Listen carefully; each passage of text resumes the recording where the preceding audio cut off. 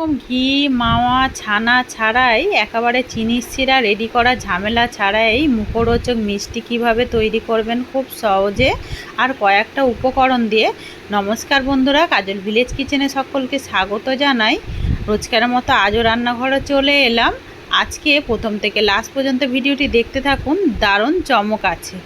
তো তার জন্য আমি এখানে বেশ কিছুটা পনির নিয়ে নিয়েছি। এই পনিরটা 200 গ্রাম পনির রয়েছে। পনিরটাকে খুব ভালো করে একটু হাত দিয়ে এইভাবে মেখে নিতে হবে। পনিরটাকে আমি এইভাবে একটু হাত দিয়ে মেখে নিলাম। এবারে অপরদিকে গ্যাসের মধ্যে আমি 250 গ্রাম দুধ নিয়ে নিয়েছি। এটা প্যাকেট দুধ রয়েছে। দুধটাকে আমি আগে থেকে কিন্তু জাল দিয়ে নিয়ে এখনই বসালাম। এইটাকে একটু ফুটতে দেব। দুধটা বেশ খুব ভালোভাবে ফুটে উঠেছে। এবার আমি এর মধ্যে দিয়ে দেব 3টে এলাচকে আমি গুঁড়িয়ে নিয়েছি।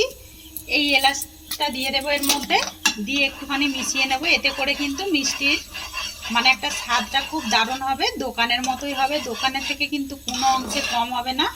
আর এবারে এখানে দিয়ে দেব, এখানে 4 চামচের মতো চিনি নিয়েছি। কোনো রকম একদম চাশনি মানে আমরা যে চিনির শিরা করার ঝামেলা ছাড়াই কত সুন্দর যে এরকম পনির দিয়েই মিষ্টি হয়, সেটা কিন্তু বাড়িতে একবার না ট্রাই করলে কিন্তু একদম মিস করে যাবে।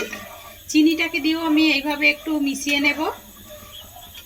চিনি আর এলাচটা কিন্তু বেশ ভালোভাবে ফুটে উঠেছে। এর থেকে আর বেশি ফোটানোর কোনো দরকার নেই। এখানে আমি গ্যাসটাকে একটু আস্তে করে দেব। এবার আমি এর মধ্যে এই যে পনিরটাকে যে ভালো করে আমি এইভাবে হাত দিয়ে একটু টুকরো করে ভেঙে নিয়েছি। এইভাবে দানা দানা ভাব থাকলে তাহলে কিন্তু মিষ্টি মানে খুব সুন্দর হবে। এগুলো যখন মুখে পড়বে একদম দানা দানা মতো লাগবে। এবারে আমি এই ভেঙে রাখা পনিরটাকে আমি এর মধ্যে দিয়ে দেব। সমস্ত পনিরটাকে আমি দুধের মধ্যে দিয়ে দিলাম। এবারে এটাকে অনবরত এটা নাড়তে হবে। আর আপনাদের কাছে যদি এলাচের গুঁড়ো থাকে তাতে করে কিন্তু আরও বেশি ভালো হবে।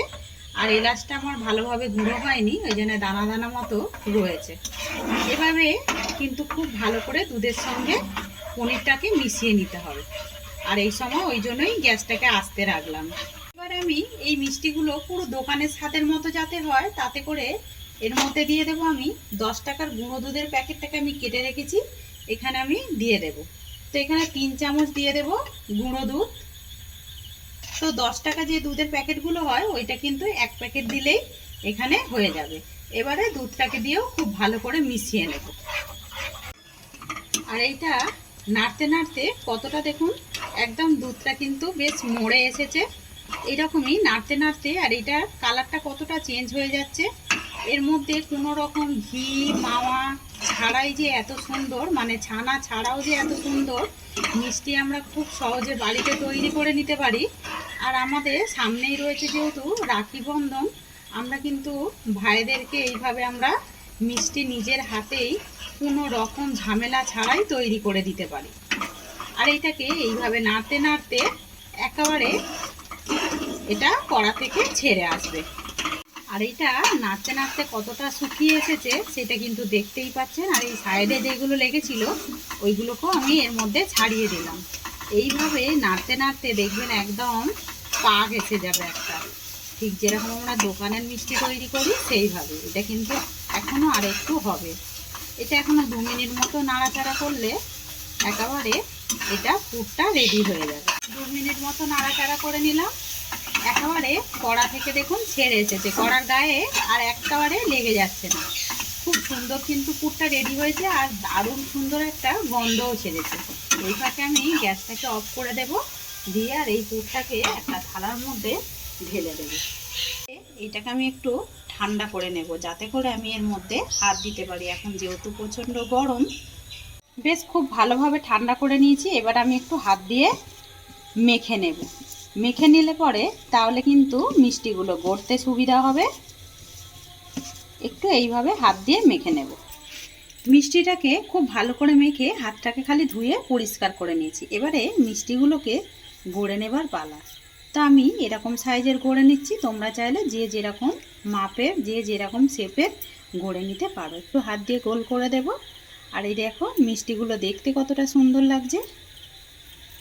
আগে একটা গোল শেপে দিয়ে দিলাম, দিয়ে হাত দিয়ে একটুখানি চ্যাপটা করে দেব। তাতে করে মিষ্টিগুলো পুরো যেরকম ঠিক দোকানের মতো হয় সেমনিই দেখতে হবে। আর একটা মিষ্টি একেবারে গড়ে নিলাম, কতটা দেখতে সুন্দর লাগছে সেটা কিন্তু চোখের সামনেই আপনাদের করলাম। তা আমি সমস্ত মিষ্টিগুলোকে একইভাবে গড়ে ফিরে আসছি। মিষ্টিগুলোকেই সুন্দর করে গড়ে নিলাম, আর মিষ্টিগুলো কতটা মজাদার আর কতটা লোভনীয় হয়েছে সেটা কিন্তু দেখতেই পাচ্ছেন। এবারে এইগুলোকে আরও দেখতে সুন্দর করার জন্য বেশ কয়েকটা উপকরণ দিয়ে দেব ওপর থেকে একটা করে কেশর দিলে পরে মিষ্টিটা কিন্তু আরও দেখতে সুন্দর হবে। সমস্ত গায়ে একটা করে এইভাবে আমি কেশর দিয়ে দেব।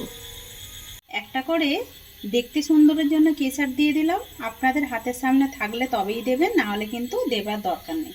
এবারে একটু আমি খাবার যে ফুড কালার হয় সেটা একটু দিয়ে দেব। তো কালার দিতে আরও বেশ সুন্দর লাগছে দেখুন। উপর থেকে দিয়ে দেবো বেশ কিছুটা আমি আমন্ড কুচিয়ে রেখেছি, এই আমন্ড কুচো। এতে করে মিষ্টিগুলো আরও বেশি দেখতে ভালো লাগবে। আপনাদের কাছে যদি হাতের সামনে থাকে তাহলেই বলেছি আমি আগে দেবেন, না হলে কিন্তু দেবার কোনো রকমই দরকার নেই। তো যে কোনো কিশমিশ থাকলে একটা করে দিয়ে দেবেন বা কুচিয়ে একটা করে দিয়ে দেবেন, তাতে করে দেখতে একটু বেশি সুন্দর লাগবে। তো সমস্ত গায়ে আমি আমন্ড কুচি দিয়ে দিলাম, দেখতে আরও বেশি সুন্দর হয়েছে। আর আজকের রেসিপি আপনাদের কীরকম লাগলো কমেন্ট করে কিন্তু জানাতে ভুলবেন না। একবার যদি ভালো লেগে থাকে লাইক করবেন, আর এইভাবেই আমার পাশে থাকবেন। তো একটা আমি ভেঙে দেখাবো যে কীরকম হয়েছে।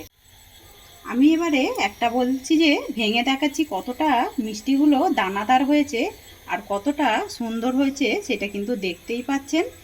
তো আজকের রেসিপি আপনাদের যদি ভালো লেগে থাকে একটা লাইক করবেন, আমার এইভাবে পাশে থাকবেন, আমাকে সাপোর্ট করবেন। আমার নিত্য নতুন রান্নার জন্য পাশে থাকা বেল আইকনটি প্রেস করবেন। সবাই ভালো থাকবেন, সুস্থ থাকবেন, ধন্যবাদ। আবারও কোনো নতুন রেসিপি নিয়ে ফিরে আসবো। আজকের মতো এই পর্যন্ত।